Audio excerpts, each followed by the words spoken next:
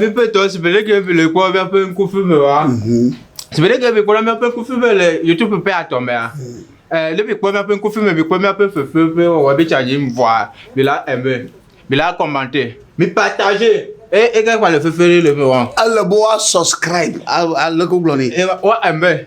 Ouais, s'abonner. Ah, s'abonner. Ah, s'abonner, moi. Là, je vais s'abonner. Yo, il y a pas au django, mais bon, bon, ne me va me désabonner. Voilà, désabonner. Il y a un peu t'abonner. Abalé que au glomen, abonne marek pour bien pour moi le YouTube, kaka bofo quoi. Jagbagba na like, na comment, Yes. na subscribe. Yawa. Et na quoi si peut de mitete. Et ma yeri na share na ma share ma. Et la partager hein. Ne share na ma share quoi. Ma share ma poga anyabadi. Oui chuchu ponela o vivi moi. Ye alo le que do. Et toi quoi quoi. Toi tu as pas faire tomber. Et il y a au gros moi.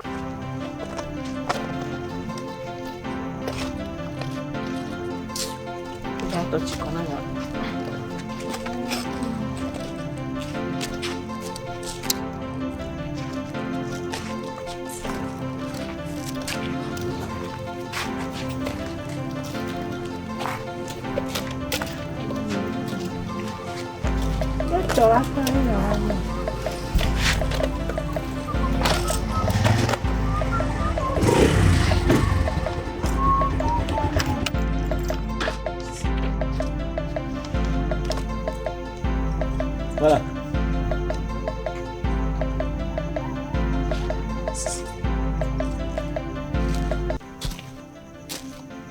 Comment va?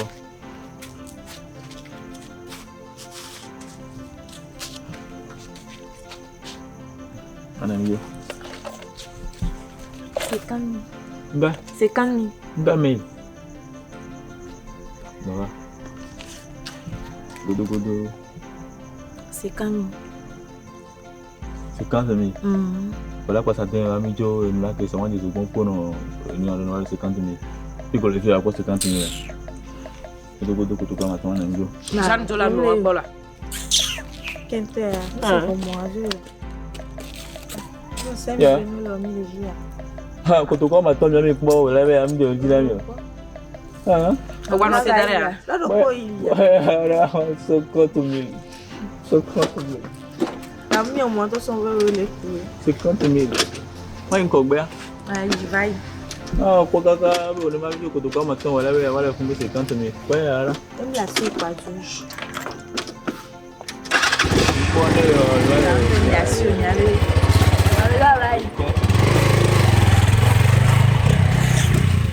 So we all to how to be Kotokwame. Akwamcha. Tu les as bien Kotokwame, on va te soigner. Oh.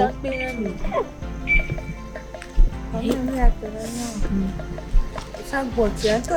Oh voilà. Voilà non do ko ni. To nyam ndunyo. Akwamcha.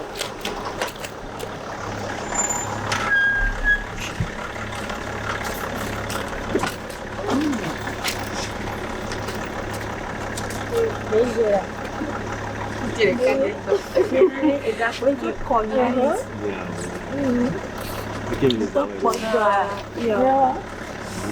Các bắt đầu gọi là push.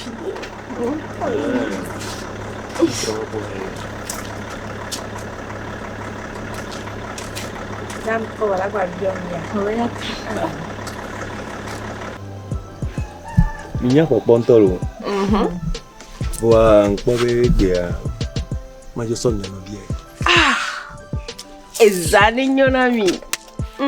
Ah, nyerelo. Position dio. Capela hein. Akenyere.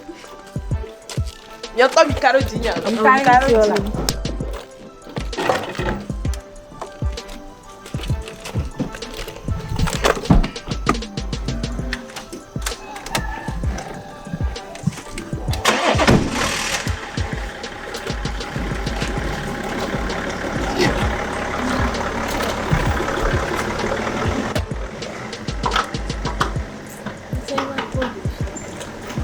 Santo bintare santo muito alto. E aí chance. Imagine Tomia son pavilo.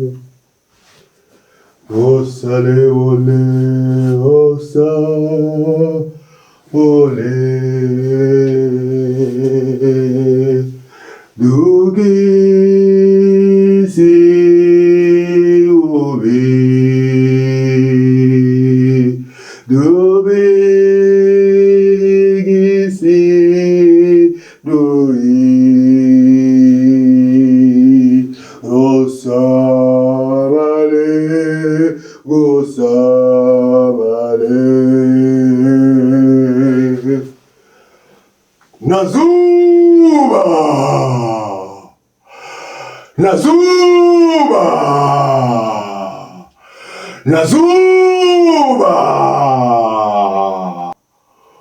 Oh, clé. Oh, gars, papa, la bosse sous bombé. Nazuma! Riba.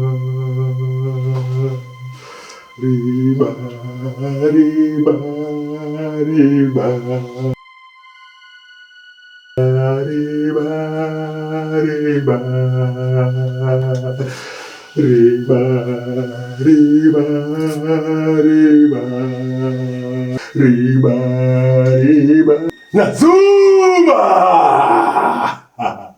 Nazuma! Nazuma! Nazumba! Ololoto! Akpe jenao! Kafu jenao!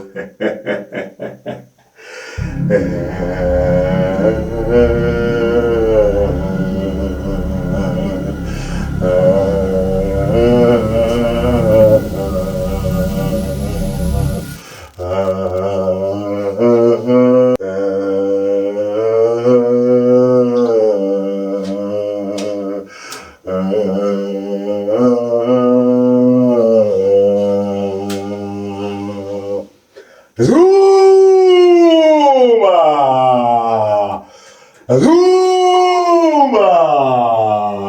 Rambo Garaze! Hukenda! Rambo Garaze! Hukemba!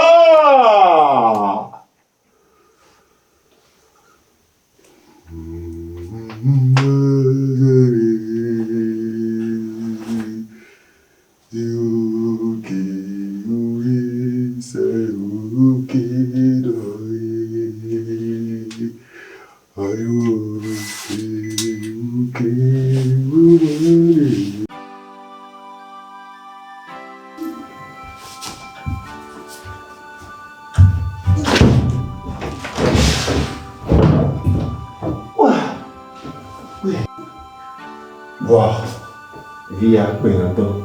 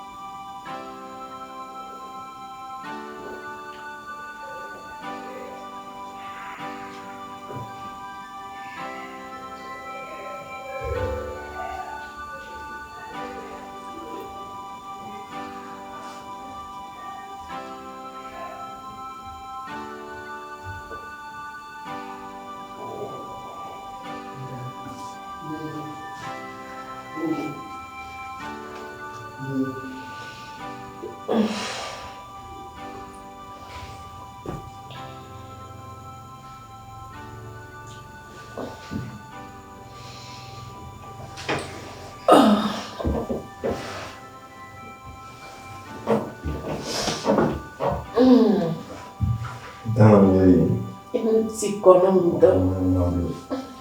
on a c'est bon pour les